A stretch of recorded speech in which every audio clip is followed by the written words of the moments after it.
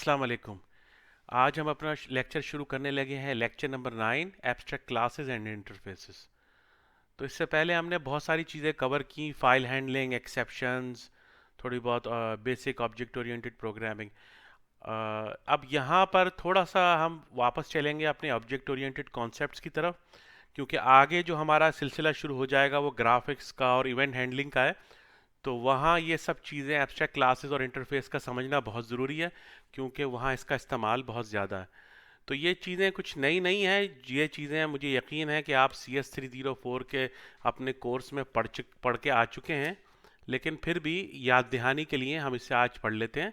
बहुत ही मुख्तसर सा और बहुत ही आसान सा टॉपिक है और बहुत इंपॉर्टेंट टॉपिक है। तो इंशाल्लाह आपको समझ में आ जाएगा। मैं अपना पढ़ाने का अंदाज़ मुख्तलिफ बदल रहा हूँ, क्योंकि बहुत सारे स्टूडेंट्स जो है वो कंप्लेन कर रहे थे।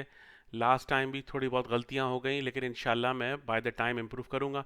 मैं एक्चुअली पेशे से प्रोग्रामर हूँ, ग्राफिक डिज़ाइनर या यूट्यूबर नहीं हूँ, तो ज़ाहिर है मुझे थोड़ा सा सीखने का आप थोड़ा सा स्पेस दीजिए। अगर आपको कोई चीज़ समझ ना आ रही हो तो काइंडली ज़रूर मुझे बताइए, और मैं आपको रिकमेंड करूँगा कि आप मेरे वीडियोस जो हैं फुल स्क्रीन करके देखिए, ताकि आपको ब्लर जो है वो नज़र ना आए। HD मोड में देखिए तो आपको बिल्कुल सही दिखाई देगा। तो आइए शुरू करते हैं एब्स्ट्रैक्ट क्लासेस और इंटरफेसेस।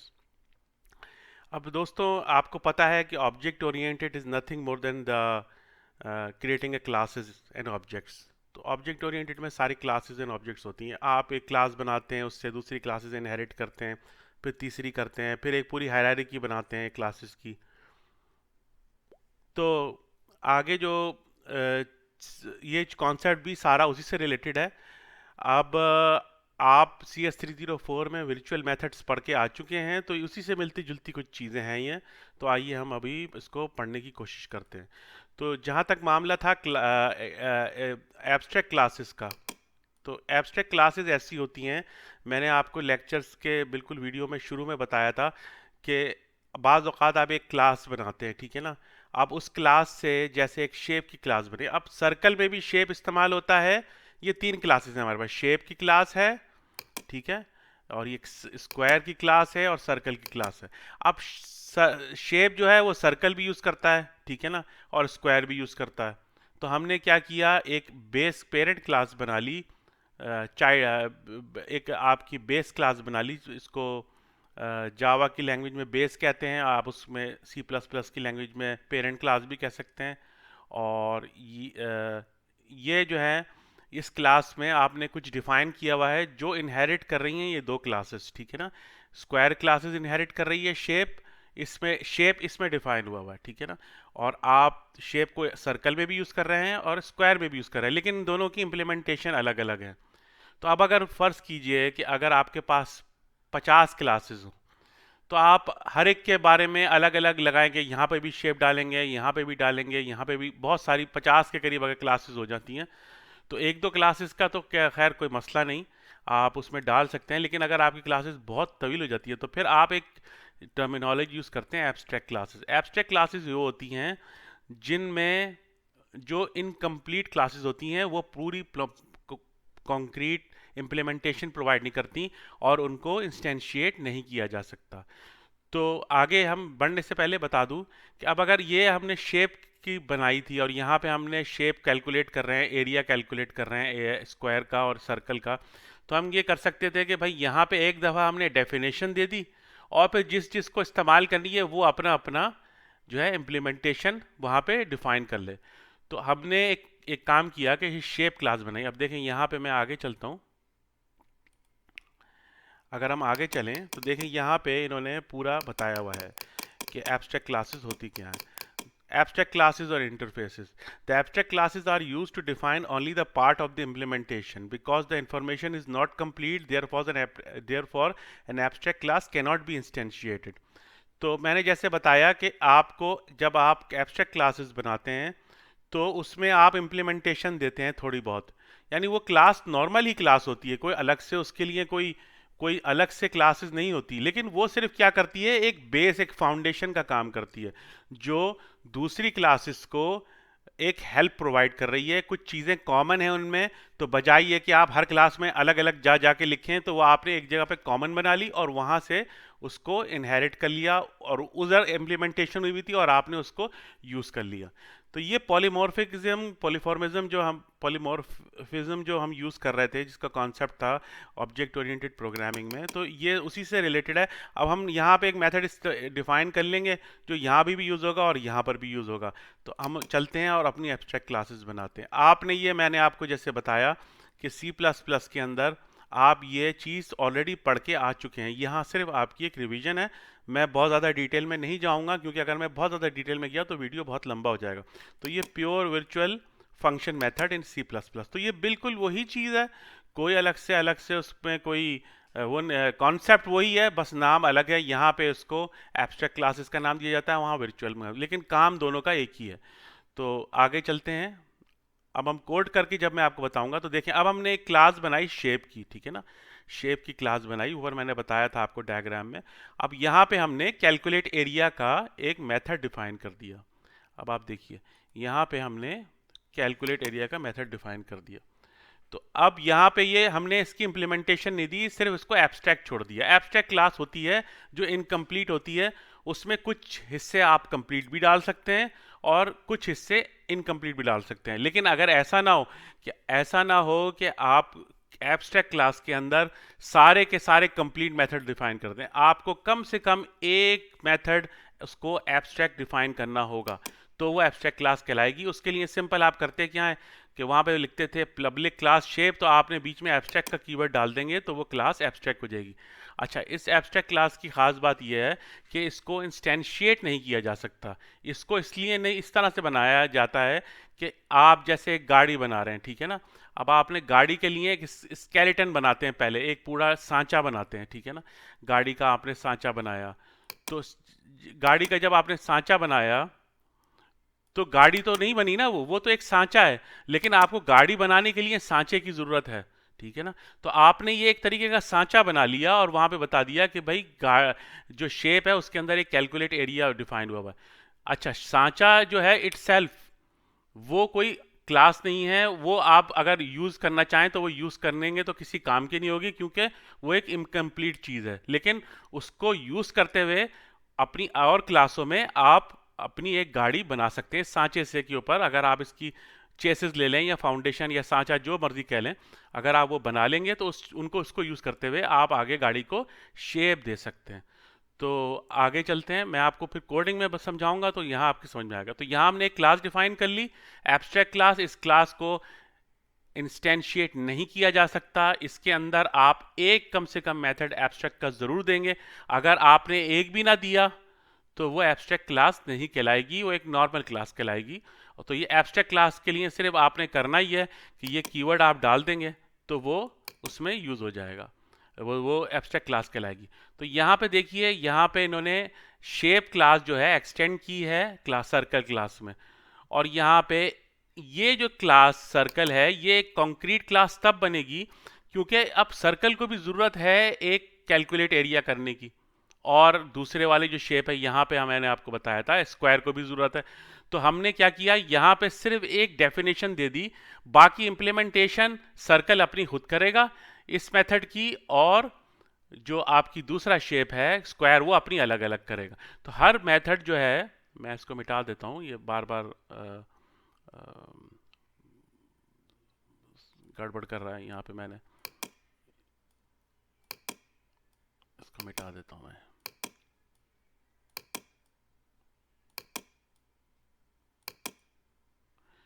तो ये हमने क्लास बनाई सर्कल, इसमें इसको एक्सटेंड किया हमने शेप से।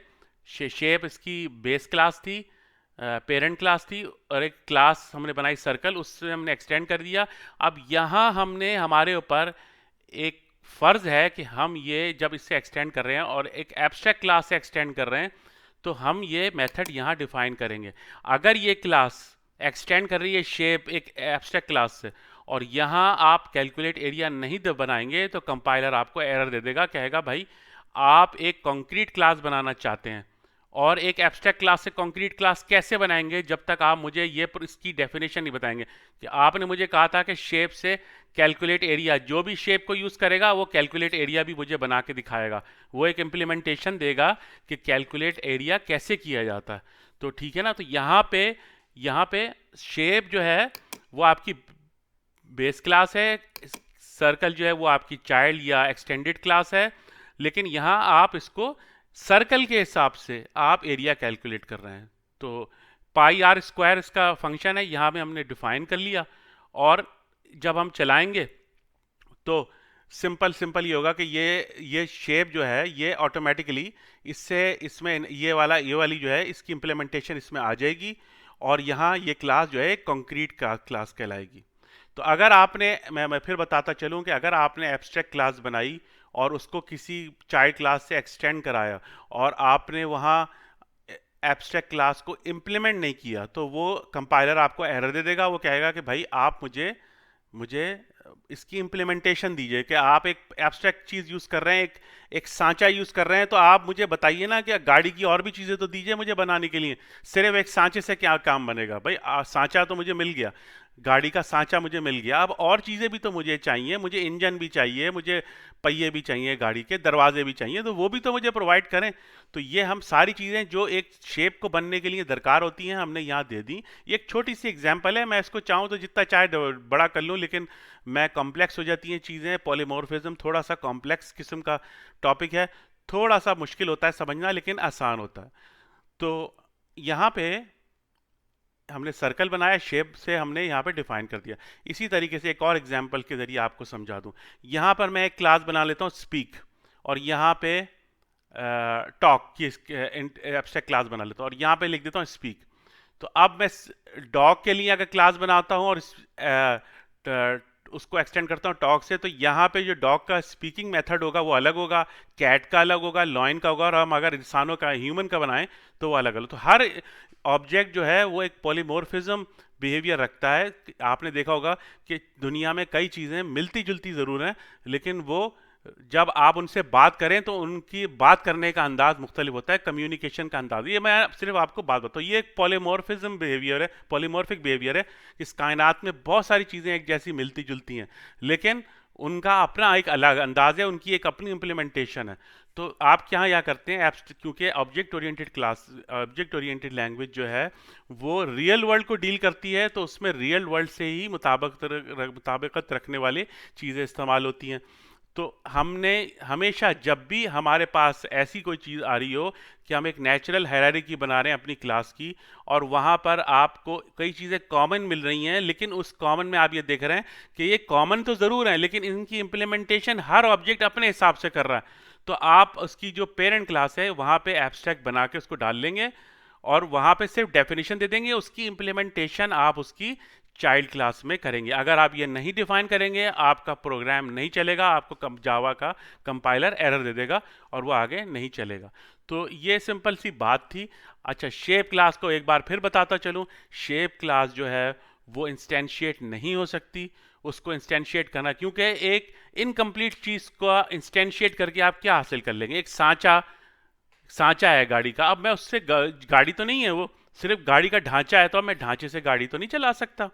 तो इस तरीके से चीज़ें मुकम्मल होंगी तब, एक कंक्रीट क्लास तब बनेगी जब आप उस सांचे को इस्तेमाल करेंगे और उसमें रूह फूकेंगे, उसमें चीज़ें भी डालेंगे कि भाई ये चीज़ें आपको दरकार है। तो एक ये एब्स्ट्रैक्ट क्लास हो गई। अब हम चलते हैं अपनी एग्जाम्पल की जानिब। तो ये देखिए यहाँ पे मुझे उम्मीद है कि यह ब्लर नहीं हो रहा होगा। ये एक हमने टेस्ट जो है एब्स्ट्रैक्ट क्लास बनाई हुई है, ठीक है ना।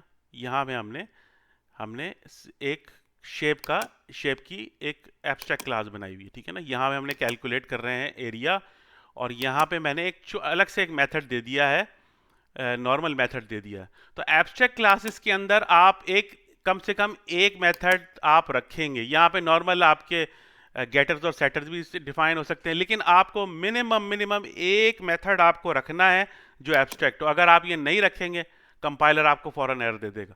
लेकिन इसके अलावा ये कोई पाबंदी नहीं है कि आप सिर्फ एब्स्ट्रैक्ट मेथड ही रखेंगे, आप इसमें एक अलग से इम्प्लीमेंटेड मेथड भी डाल सकते हैं जो एक ही तरीके से मतलब हर ऑब्जेक्ट में, मतलब ये अब से हेलो का जो वर्ड है वो मैं ये मेथड है ये मैं यूज़ करना चाह रहा हूँ इनहेरिटेड क्लास में, लेकिन ज़ाहिर है इसकी इम्प्लीमेंटेशन मुख्तलिफ नहीं है, लेकिन इसकी implementation depending upon the shape different है।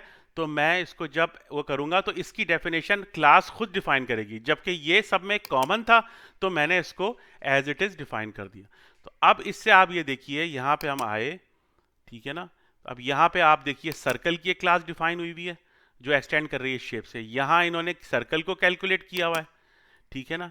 और उसके बाद यहाँ पे लेक्चरर शेप ये डिफाइन हुई हुई, और यहाँ पे इन्होंने एक और भी चीज़ दी हुई होगी, हाँ यहाँ पे इन्होंने अभी एक बनाई। इसी तरीके को लेके आप कोई और क्लास बना सकते हैं जो इसको एक्सटेंड करें। यहाँ पे मैं एक्चुअली वो कोड ऐड करना भूल गया हूँ जो दूसरा स्क्वायर का था, लेकिन आप यहाँ पे एक अलग से बना सकते हैं, कोई ऐसा मसला नहीं है। आप यहाँ पे उसको अलग से एक जैसे क्लास आप बना लें। यहाँ पे मैं ऐड कर लेता हूँ स्क्वायर, ठीक है ना, डॉट जावा। तो अब मैंने एक्सटेंड कर ली क्लास, अब मैं इसको एक्सटेंड कर रहा हूँ, एक्सटेंड शेप, ठीक है। अब यहाँ पे ये देखें स्क्विगली लाइन मुझे दे रहा है, ये कह रहा है कि एब्स्ट्रैक्टेड क्लास है, तो ये आप मुझे इम्प्लीमेंट करके दीजिए, क्योंकि आप शेप यूज़ कर रहे हैं तो प्लीज़ मुझे बताइए कि शेप किस तरीके से कैलकुलेट करेगा एरिया को। तो मैंने यहाँ पे वो दे दिया, मेथड दे दिया, तो अब ये चुप हो गया, खामोश हो गया, क्योंकि मैं अब यहाँ पे इम्प्लीमेंट कर रहा हूँ। तो यहाँ पे मैं कर लेता हूँ, कोई भी चीज़ समझाने के लिए आपको समझा देता हूँ कि यहाँ पे ये प्रिंट कर रहा है simple calculated the area of square, ठीक है ना। तो यहाँ पे ये मैंने डिफाइन कर दिया, तो देखें यहाँ में मैंने स्क्वायर बनाया था, यहाँ पे मैंने इसको डिफाइन कर दिया, ठीक है। उसके बाद आपकी ये जो क्लास थी सर्कल, यहाँ पे अलग से डिफाइन हुआ हुआ, यहाँ पे और चीज़ें भी डिफाइन हुई हैं, लेकिन यहाँ पे इसका इम्प्लीमेंटेशन बिल्कुल अलग है इसकी, क्योंकि ज़ाहिर है पॉलीमॉर्फिक बिहेवियर है। सर्कल बिल्कुल अलग तरीके से इम्प्लीमेंट करेगा, सर्कल है शेप लेकिन वो अलग से इम्प्लीमेंट कर रहा है। यहाँ पे स्क्वायर है, स्क्वायर एक अलग चीज़ है, सर्कल एक अलग चीज़ है, लेकिन दोनों कैलकुलेट अपने अपने हिसाब से एरिया करते हैं। तो मैंने उनकी डेफिनेशन यहाँ दे दी, और यहाँ पे मैं जो शेप दे रहा हूँ ये मैंने सिंपल एब्स्ट्रैक्ट क्लास बनाई। यहाँ पे मैं चाहूँ तो मैं इसको रिमूव कर दूँ, बेशक चाहूँ तो इसको रिमूव कर दूँ, ठीक है ना। लेकिन मुझे एक एब्स्ट्रैक्ट क्लास देनी ज़रूरी है, अगर मैं नहीं दूंगा तो फ़ौरन कंपाइलर एरर दे देगा। तो हम चला के देखते हैं अपना कोड, मैं इसको फिर खोल देता हूँ और यहाँ पे हम अपनी टेस्ट क्लास में चला के देखते हैं। अब देखिए यहाँ पे हमारा मेन मेथड है जहाँ से मेन क्लास हो रही है, ये हमारा टेस्ट क्लास है जहाँ से हम चला के देखेंगे। यहाँ हमने शेप को वो कर दिया। देखें एब्स्ट्रैक्ट क्लासेस जो होती हैं वो एक वो क्लास ही होती है नॉर्मल, बस उसमें होता है इनकम्प्लीट होती है चीज़ें और वो इंस्टेंशिएट नहीं हो सकती। तो यहाँ हमने एक सिंपल एक ऑब्जेक्ट बनाया, उसको नल से पॉइंट कर दिया। अब मैं क्या कर रहा हूँ, मैंने क्या किया, आगे जाके एस को पॉइंट कर दिया सर्कल से, ठीक है ना। तो उससे ये हुआ कि ये जो है रन टाइम के ऊपर ऑटोमेटिकली ये सर्कल के सेलेक्ट एरिया के मेथड को कॉल कर लेगा। अब देखें यहाँ सर्कल का सेलेक्ट एरिया मेथड है, यहाँ ये कॉल हो रहा है। अब मैं चाहूँ तो मैं स्क्वायर के मेथड को भी मैं वो कर सकता हूँ। तो आप देखिएगा मैं यहाँ पे जाके एक और वेरिएबल ले लेता हूँ। यहाँ पे मैं दे देता हूँ shape S Q equals to null, ठीक है। ये मैंने शायद गलती कर दी, ठीक है। अब मैं यहाँ पे जाके देता हूँ s इक्वल्स टू शेप ही है, दोनों में मैंने एक ही शेप दी है, बल्कि मैं ऐसा करता हूँ इसको रहने देता हूँ, इसको डिलीट कर देता हूँ, मैं सिंपल आगे जाके इसी को रीयूज कर लेता हूँ। अब मैंने कर दिया s को पॉइंट कर दिया, पहले मैंने सर्कल पे पॉइंट किया था, तो जब मैंने मेथड कॉल किया कैलकुलेट एरिया का तो सर्कल का एरिया कॉल हो गया। अब मैं कर रहा हूँ स्क्वायर को, ठीक है ना, ये मैंने स्क्वायर को पॉइंट कर दिया, ठीक है ना। अब मैं कर रहा हूँ कैलकुलेट एरिया, तो अब ये कर क्या रहा है, ये कर ये रहा है कि पहले इसने सर्कल को मैंने पॉइंट किया था, ये एक मैंने ऑब्जेक्ट बना लिया, इसको मैंने पॉइंट कर दिया सर्कल से, तो हर चीज सर्कल के हिसाब से कैलकुलेट हुई रन टाइम के ऊपर। अब मैंने यहां पे इसको मैं फिर मिटा दूं, यहां पे गड़बड़ हो गई। तो ये स्क्वायर फिर मैंने उसी ऑब्जेक्ट को लिया, फिर मैंने एक स्क्वायर पे पॉइंट कर दिया रन टाइम पे। तो कैलकुलेट एरिया जब कॉल किया तो ये चीज यहां कॉल होगी, ये चीज कॉल होगी। अब मैं आपको चला के दिखा देता हूं। ये मैंने चलाया, अब आप नीचे यहां देखिएगा, गौर कीजिएगा। अब मैंने चलाया, देखिए जब उसने पॉइंट किया शेप को, पॉइंट किया सर्कल से, तो ये एरिया कैलकुलेट हो गया। फिर जब मैंने स्क्वायर से पॉइंट किया तो ये लाइन प्रिंट हो गई, क्योंकि मैंने इम्प्लीमेंटेशन इसको इस तरह से दी थी। तो ये पॉलीमॉर्फिज्म दोस्तों बहुत इंपॉर्टेंट फीचर है। इससे आप अपना कोड जो है वो रीयूज कर सकते हैं, आप रन टाइम के ऊपर डिसाइड कर सकते हैं। अच्छा, एक ये इसलिए बनाते हैं, बहुत सारी क्लासेस आपकी मिलती जुलती हैं। अब आपने एक क्या किया, एक एब्स्ट्रैक्ट क्लास बना ली और इम्प्लीमेंटेशन हर एक की अपनी अपनी दे दी। अब रन टाइम पे आपको किसी चीज़ की ज़रूरत होती है, तो बजाय ये कि आप हर जगह चेक करें if this is square then call this, and if square is if shape is circle then call the method of the circle, if shape is square then call the method of square। ठीक है ना। तो इस तरह से बचने के लिए इफ देन एल्स करने के लिए बचने के लिए मैंने क्या किया, सिंपल एक शेप ले लिया।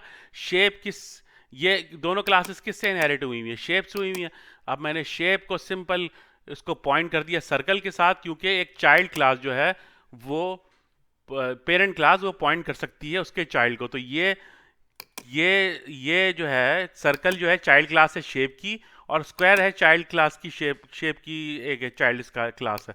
तो ये मैंने सिंपल क्या किया, पॉइंट किया और कैलकुलेट कर लिया। अब मुझे कुछ भी नहीं करना पड़ा, यहाँ मुझे चेक नहीं करना पड़ा। जब मैंने पॉइंट किया ऑटोमेटिकली मेरा कंपाइलर समझ जाएगा, अच्छा भाई ये स्क्वायर है, चलो अब स्क्वायर का कैलकुलेट मेथड कॉल कर लो। अच्छा ये सर्कल है, तो ये सर्कल का मेथड कॉल कर लो। तो ये चीज़ थी, थोड़ा मैंने और ज़रा डिटेल में बताया, मैं बहुत गहराई में चला गया। अब हम आगे चलते हैं इंटरफेसेस की तरफ। तो ये देखें, ये पूरा इन्होंने यहाँ बताया हुआ है, मुझे बताने की ज़रूरत नहीं है, मैंने आपको एक्सप्लेन कर दिया। कोई चीज़ अगर समझ में ना आए तो काइंडली कमेंट बॉक्स में मुझे बताइएगा। अच्छा, अब आ जाते हैं हम अपने इंटरफेसेस की जानिब। ये इंटरफेसेस, अब ये इंटरफेसेस क्या होते हैं, देखें एब्स्ट्रैक्ट क्लासेस और इंटरफेसेस एक ही चीज़ है, दोनों में बहुत मामूली सा फ़र्क है। क्या फ़र्क है, एब्स्ट्रैक्ट क्लास एक नॉर्मल क्लास होती है जहां आप एक मेथड कम से कम एब्स्ट्रैक्ट देंगे, लेकिन आप साथ साथ कुछ मेथड नॉर्मल मेथड भी दे सकते हैं। लेकिन इंटरफेसेस में ऐसा नहीं होता। इंटरफेसेस में आपको कम से कम, मतलब आपको सिर्फ इम्प्लीमेंटेशन नहीं देनी, आपने सिर्फ इसका स्केलेटन देना है कि भाई एक इंटरफेस में दे रहा हूं। अब इंटरफेस को इस तरह से ले लीजिए कि आपका जो है मेरे साथ इंटरफेस एक स्टूडेंट का है, तो मैं आपसे बात करता हूं तो स्टूडेंट इंटरफेस बात करता हूं, मैं उसी तरह से आपको मेंटेन करता हूं, आपसे असाइनमेंट के बारे में बात करता हूं। लेकिन जब आप अपने घर जाते हैं अपने वालिदैन के पास, तो आपका इंटरफेस दूसरा हो जाता है। आप एक का इंटरफेस होता है एक बेटे का, एक भाई का, एक बहन का, आपका इंटरफेस हो जाता है। तो वहाँ फिर होता है कि बेटा तुमने खाना खाया, बेटा तुमने ये किया, मैं आपसे बात, जब आप मेरे पास आते हैं तो आपका इंटरफेस कुछ और होता है, और जब आप घर जाते हैं तो आपका इंटरफेस कुछ और होता है।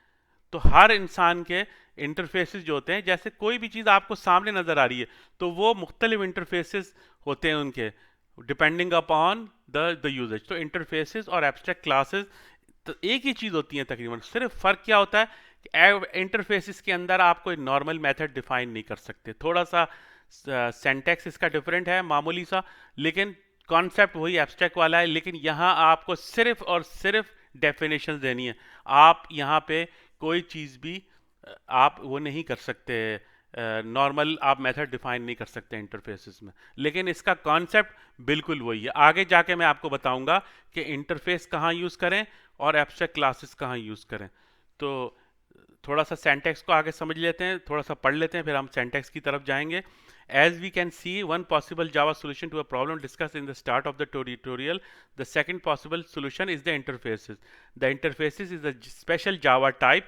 ये एक टाइप ही होती है, एक क्लास की तरह की होती है। आप इसे क्लास ना कहें, क्योंकि ये क्लास नहीं है, क्योंकि ये क्लास की तरह ज़रूर है लेकिन क्लास एक्चुअली नहीं है, क्योंकि ये आपकी आपकी इसमें इम्प्लीमेंटेशन कोई नहीं है, सिर्फ एक ये एक सांचा है, एक स्केलेटन है जो आपको बताया जा रहा है, ठीक है ना। तो अब यहाँ पे interface are special Java types, ये एक टाइप ही होती है, ऑब्जेक्ट टाइप ही होती है, which contains only the set of method prototypes. तो यहाँ पे आप सिर्फ प्रोटोटाइप देते हैं, स्केलेटन देते हैं, उसकी डेफिनेशन नहीं डिफाइन करते। जो भी क्लास आपके इंटरफेस को यूज करेगी वहां पे उस पर ये फर्ज होगा, ये एक तरीके का कॉन्ट्रैक्ट होता है भाई। आप देखिए, अब आप जहीं जॉब पे जाते हैं तो आप एक कॉन्ट्रैक्ट साइन करते हैं कि ठीक है भाई, मैं एम्प्लॉई हूं आपका, आप मुझे क्या देंगे, सैलरी, मैं आपको क्या दूंगा, अपना टाइम और अपना अपना काम दूंगा। तो ये कॉन्ट्रैक्ट है। हम जो दुनिया में जितने भी ऑब्जेक्ट्स हैं, जो भी आपका रिलेशनशिप बनता है किसी से, वो एक कॉन्ट्रैक्ट होता है। तो इसी तरीके से कंप्यूटर प्रोग्रामिंग में भी, ऑब्जेक्ट ओरिएंटेड प्रोग्रामिंग में भी आप हर चीज़ को एज अ कॉन्ट्रैक्ट रखते हैं। कॉन्ट्रैक्ट जो है वो डिफाइन करता है कि आपकी टर्म्स एंड कंडीशंस क्या है, आपसे जो रिलेशनशिप बन रहा है। मेरा आपका रिलेशनशिप क्या है, मेरा आपका रिलेशनशिप है कि सर मैं आपको पढ़ाऊंगा, आप मुझसे सीखेंगे, ये हमारा एक कॉन्ट्रैक्ट है। इसी तरीके से जब आप बाजार में कोई चीज़ खरीदने जाते हैं तो आप क्या करते हैं, आप जाके चीज़ें खरीदते हैं, तो आप उनसे कॉन्ट्रैक्ट क्या करते हैं कि सर मैं आपको कीमत अदा करूंगा, आप मुझे सामान देंगे। तो ये कहें तो दुनिया में जितने भी आपस में रिलेशनशिप्स हैं वो कॉन्ट्रैक्ट की बुनियाद पर होते हैं। मैरिज कॉन्ट्रैक्ट हो गया, एम्प्लॉयमेंट कॉन्ट्रैक्ट हो गया, प्रोजेक्ट कॉन्ट्रैक्ट हो गया। इसी तरीके से क्लासेस के दरमियान भी कॉन्ट्रैक्ट होता है जिसकी बुनियाद पर उनका रिलेशनशिप को मजबूत किया जाता है कि ठीक है भाई, आप मुझे ये काम कर रहे हैं, ठीक है, आप मुझे ये देंगे तो मैं आपको ये दूंगा, ठीक है ना। तो तो interface are special Java type which contains only a set of methods and prototypes but does not provide the implementation of these prototypes। तो आप यहाँ इसकी implementation नहीं देते। जो क्लास भी आपके इंटरफेस को implement करेगी वो उसका फर्ज होगा कि वो उसके definition को provide करे। All the methods inside the interface are abstract by default, thus an interface is a tantamount to pure and abstract class। यानी ये बिल्कुल उसी से मिलती जुलती चीज़ है, लेकिन यहाँ पे आप कोई implemented मेथड डिफाइन नहीं कर सकते, अलाउड नहीं। अ class with zero implementation interface can also contain static final constant. तो इसमें आप कांस्टेंट भी डिफाइन कर सकते हैं, लेकिन आप कोई मेथड ऐसा डिफाइन नहीं करेंगे जिसकी इम्प्लीमेंटेशन आप देंगे। किसी भी चीज़ की आप इम्प्लीमेंटेशन यहाँ इंटरफेस में अलाउड नहीं है। तो हम आगे चलते हैं, मैं इसको मिटा देता हूँ ताकि आपको कन्फ्यूजन ना हो। तो आगे चलते हैं। तो यहाँ पे ये पूरा कोड है जो मैं आपको अब समझाने की कोशिश करूँगा। यहाँ पे इन्होंने बना दिया इंटरफेस, ठीक है ना। अभी थोड़ी देर में हम जाते हैं कोड की तरफ, यहाँ के थोड़ा सा बात को बढ़ाने से पहले समझा दो। तो आपने वहाँ पे एब्स्ट्रैक्ट लिखा था, यहाँ पे आप सिंपल इंटरफेस लिखेंगे एब्स्ट्रैक्ट की जगह, और यहाँ पे आपने स्पीक का मेथड का डेफिनेशन दे दी, ठीक है ना। अब जो क्लास, ठीक है ना, इसको इम्प्लीमेंट करेगी स्पीकर को, वो उसका फर्ज होगा कि वो स्पीक का मेथड मुझे बताए, ठीक है ना। अब आगे जाके मैं आपको बताता हूँ इसको हमने किस तरीके से इंटेलिजेंट वे में यूज़ किया। अब आप ये देखिए, यहाँ पे हम कोड की तरफ आते हैं अपने। तो यहाँ पर मैंने ये बनाई हुई है। अब ये हमने एक बनाई हुई है इंटरफेस, ठीक है ना, इंटरफेस बनाया हुआ है। यहाँ पे हमने दिया हुआ है स्पीकर, स्पीक बिल्कुल एब्स्ट्रैक्ट क्लास की तरह है, कोई फर्क नहीं है। यहाँ पर मैं कोई चीज़ भी, मैंने आपको बताया ना कि मैं कोई भी चीज़ डिफाइन नहीं कर सकता। अगर मैं यहाँ डिफाइन करूँगा, ठीक है ना, तो वो मुझे एरर दे देगा, कहेगा भाई ये अलाउड ही नहीं है। देखें, आपने मुझे पहले ही एरर दे दिया उसने, ठीक है ना। The abstract method do not specify a body, यानी मैं इसकी बॉडी नहीं दे सकता, यानी मैं उसको इम्प्लीमेंट नहीं कर सकता। मैं ऐसे दे सकता हूँ, बिल्कुल इस तरह से सही रहेगा। तो मैं यहाँ सिर्फ एक कॉन्ट्रैक्ट बताऊंगा कि भाई कोई भी स्पीकर बनना चाहे बन जाएगा, अगर मुझे वो स्पीक का मेथड देगा, आ जाओ भाई मैदान में। तो मैं इसको मिटा देता हूँ, ठीक है ना। तो अब यहाँ पे स्पीकर आप देख रहे हैं। अब स्पीकर में आप देखिए, आपके पास पॉलिटिशियंस भी स्पीक करते हैं। तो मैंने पॉलिटिशियन बनाया, इम्प्लीमेंट किया स्पीकर को, और यहाँ पे मैंने उसकी डेफिनेशन पूरी दे दी एज अ कॉन्ट्रैक्ट।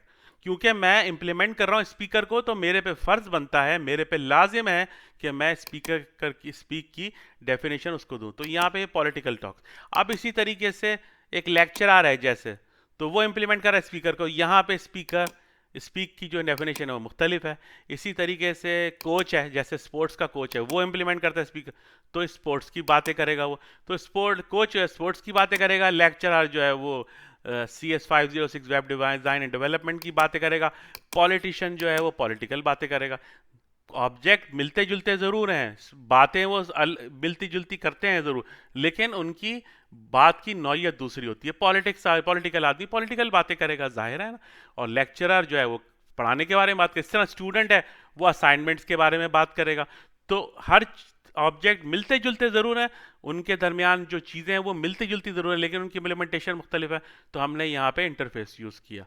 तो आप देख लीजिए यहाँ पे मैंने इंटरफेस बनाया। अब मैंने यहाँ पे स्पीकर का इंटरफेस ले लिया और मैंने एक वेरिएबल से उसको नल डिफाइन कर लिया। अब देखिए मैं जा रहा हूँ पहले पॉलिटिशियन की तरफ। यहाँ मैं पॉलिटिशियन पे पॉइंट कर देता हूँ इसको। तो ये जब मैं स्पीक करूँगा तो बिल्कुल जैसे एब्स्ट्रैक्ट क्लास में हुआ, तो ये पॉलिटिकल टॉक्स देगा। फिर मैं जाता हूँ कोच की जानिब, कोच को पॉइंट कर दिया एसपी को, फिर मैं कहता हूँ कोच, तो ये स्पोर्ट्स की बातें करने लगेगा।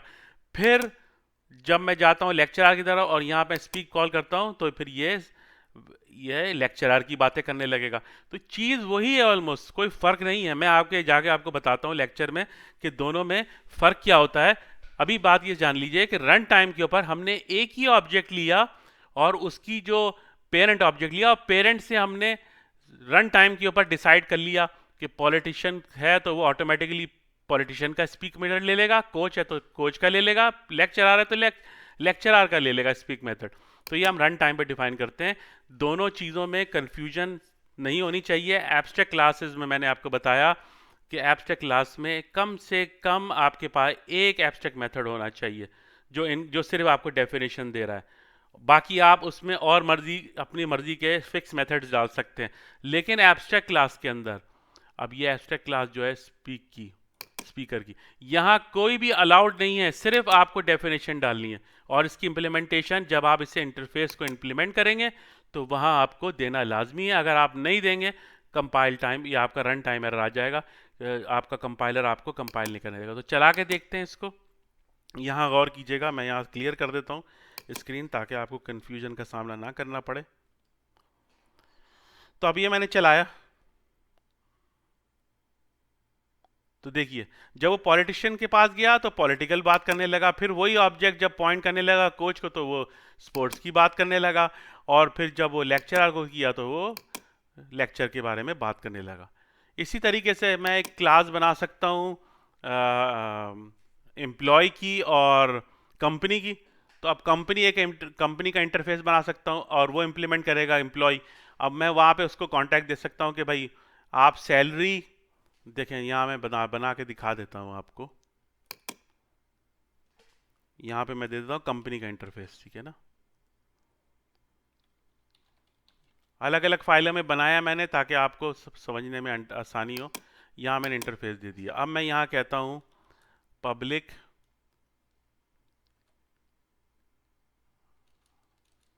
Public void work, public void take salary, ठीक है। ये मैंने एक इंटरफेस बना लिया। अब मैं एक अपना ऑब्जेक्ट बना लेता हूँ एम्प्लॉय की, इस कंपनी के एम्प्लॉय की। यहाँ पे मैं करता ये हूँ, मैं इम्प्लीमेंट करा देता हूँ इम्प्लीमेंट्स कंपनी। देखें अब यहाँ पे ये मुझे स्क्विगली लाइन दे रहा है, ये कह रहा है कि भाई आपने ये दो टेक सैलरी और वर्क का जो है आपने आपने मुझे मुझे इम्प्लीमेंटेशन देनी है, क्योंकि आपने कंपनी के इंटरफेस को इंटरफेस किया। तो मैं यहाँ पे इसको फिक्स कर लेता हूँ।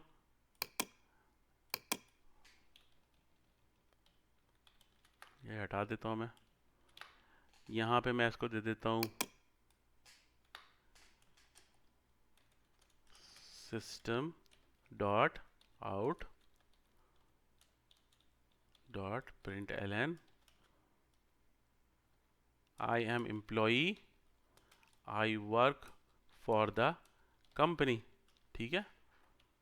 सिर्फ बात समझाने के लिए मैं प्रिंट लाइन डाल रहा हूँ। अब मैं यहाँ पे एक और लाइन डाल देता हूँ।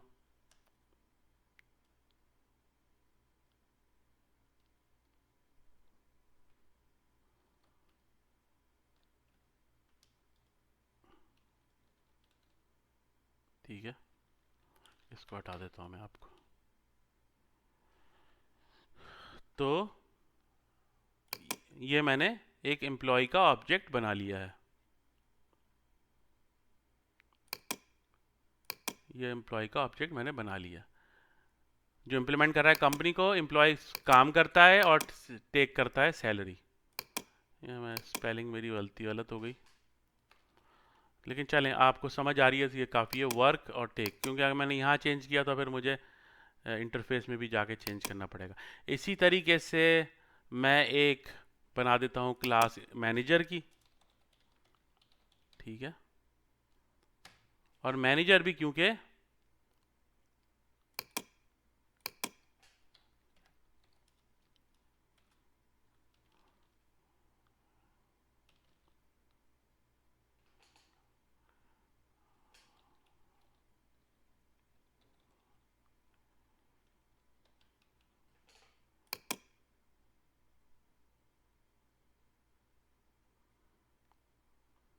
यहाँ पे हम ऑलरेडी डिफाइन कर चुके हैं एक्चुअली।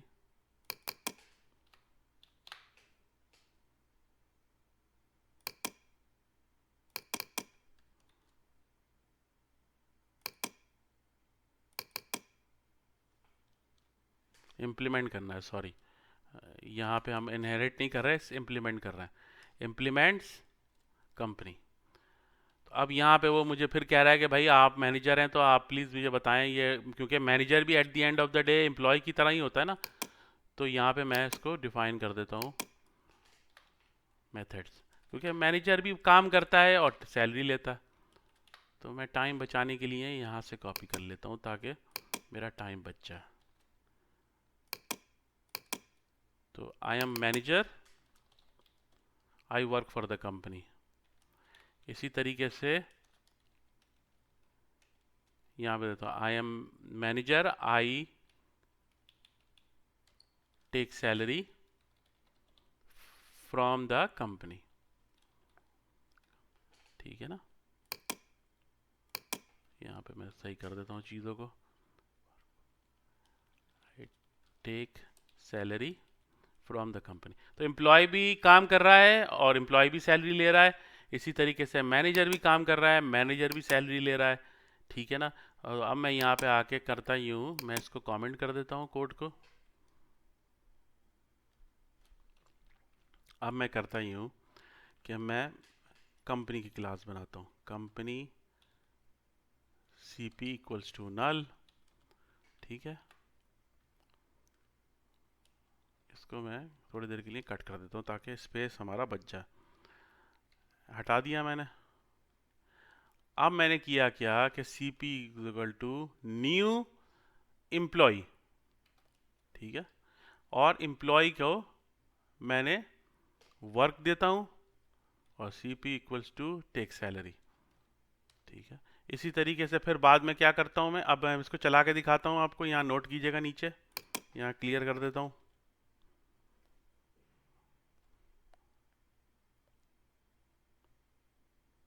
देखें, I am employee, I work for the company. I am employee, I take the salary from the company. तो ये ऑब्जेक्ट जो है, पहले मैंने इसको सिंपल इंटरफेस को पॉइंट कर दिया एम्प्लॉय के ऊपर, और तो मैंने कॉल किया तो एम्प्लॉय का वर्क और टेक सैलरी आने लगी। इसी तरीके से अब मैं आगे जाके इसको मैं कर देता हूँ न्यू मैनेजर। ठीक है, तो अब यहाँ पे जब मैं इसको कॉल करूँगा यही इन दो चीज़ों को, तो वो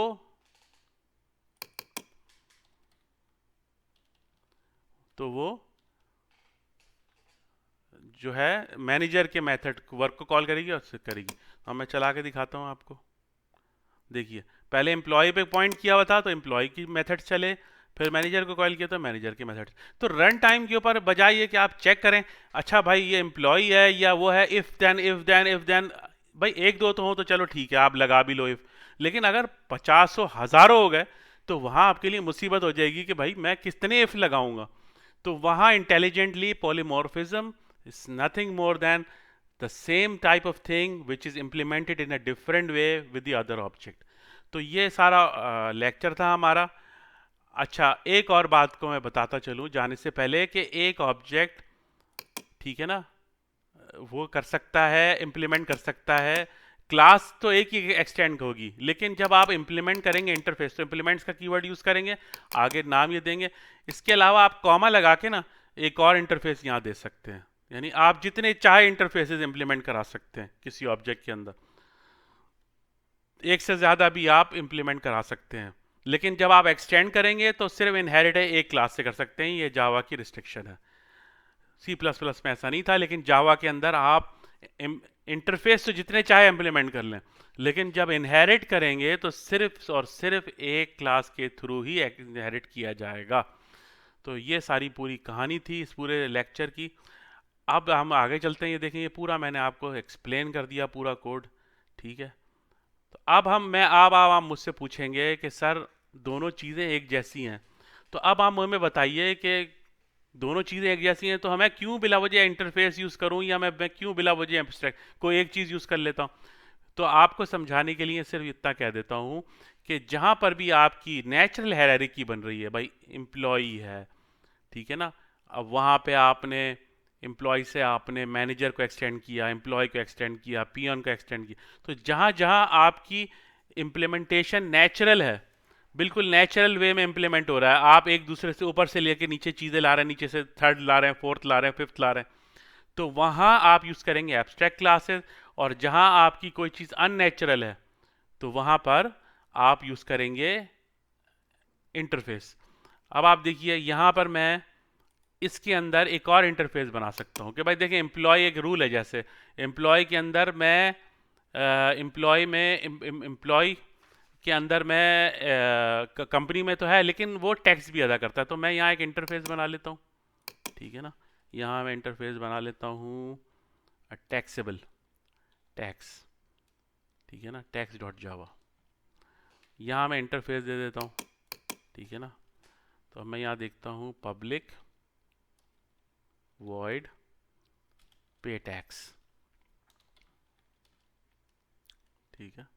यहाँ मैंने उसकी डेफिनेशन दे दी, और मैनेजर के अंदर जाके, क्योंकि मेरी कंपनी का रूल ये है कि सिर्फ मैनेजर टैक्स देंगे, एम्प्लॉय टैक्स नहीं देगा। एक फिक्टिशियस सी सिचुएशन, हाइपोथेटिकल सिचुएशन हम बना लेते हैं अपने लिए। तो अब यहाँ पे मैं करता ही हूँ, यहाँ पे मैं कॉमा लगा के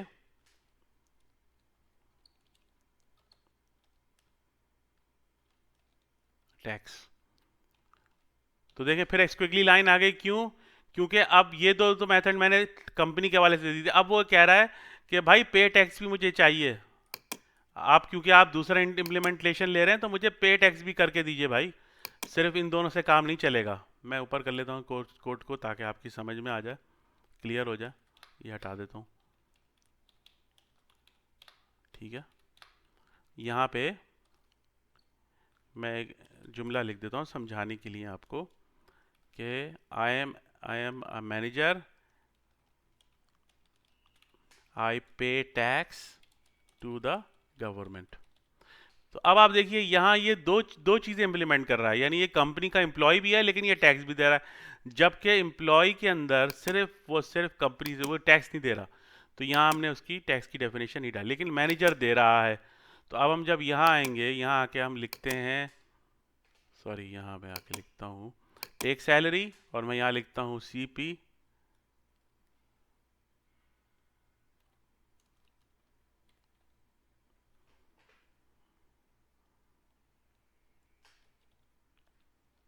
यहाँ पे मैनेजर पे टैक्स,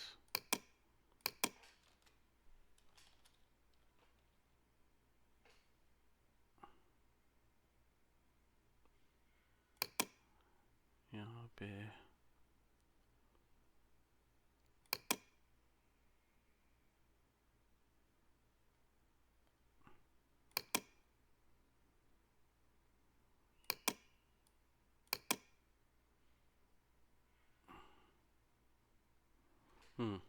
तो तो यहाँ पे मैं दे देता हूँ टेक्स्ट का ऑब्जेक्ट, ठीक है ना,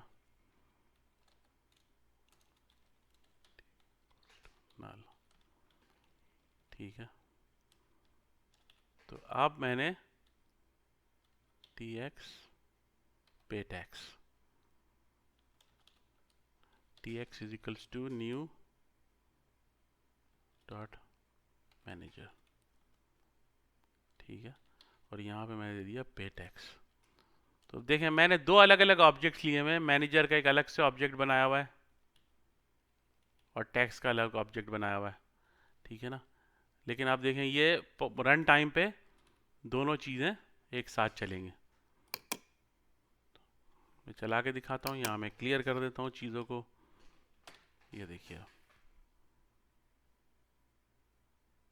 देखें यहाँ पे सिर्फ दो चीज़ें हो रही थी, सैलरी ले रहा था, काम कर रहा था। यहाँ काम भी कर रहा है, सैलरी भी ले रहा है, लेकिन टैक्स भी दे रहा है। तो कहने का मकसद ये है कि आप एक से ज़्यादा आप वो कर सकते हैं अपने कोड के अंदर, एक से ज़्यादा आप वो इम्प्लीमेंट करा सकते हैं। और जहाँ पर आपकी नेचुरल इनहेरिटेंस हो वहाँ पर आप एब्स्ट्रैक्ट क्लासेस यूज़ कर लें, इंटरफेसेस ना यूज़ करें। और वहाँ जहाँ पे अननेचुरल हो, क्योंकि यहाँ पे अननेचुरल है, यहाँ पे एक ऐसी चीज़ है जो अनयूजुअल है कि एम्प्लॉय टैक्स नहीं दे रहा, मैनेजर टैक्स दे रहा है, तो यहाँ मैंने इंटरफेस यूज़ कर लिया। लेकिन अगर ये एक नॉर्मल हायरार्की में चल रही होती तो फिर मैं इसकी जगह क्या करता, एब्स्ट्रैक्ट क्लासेस ले लेता। तो दोस्तों ये आज का चैप्टर हमारा अपने अख्तिताम को पहुँचा। मुझे उम्मीद है आपको मेरी लेक्चर्स पसंद आ रहे होंगे, समझ आ रहे होंगे। अपने कमेंट्स प्लीज़ देते रहा करें ताकि मैं इम्प्रूव करता रहूं।